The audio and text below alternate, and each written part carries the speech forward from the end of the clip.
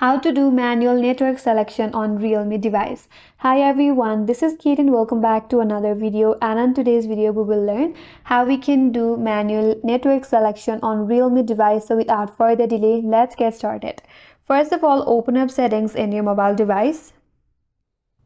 On the settings, you have to scroll down or search for an option as network and internet and then tap on it.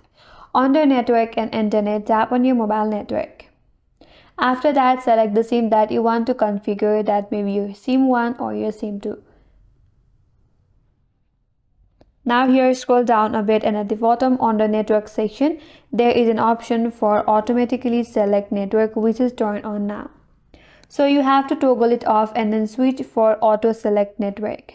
After that, your phone will search for available network, so make sure to turn off this toggle. Then tap on OK. Then your phone will search for available network. Then tap on the network that you want to connect to manually. And that's how you can manually select a mobile network on your Realme device. And that's all for today's video. Hope this video was helpful, and if you're new to our channel, consider subscribing.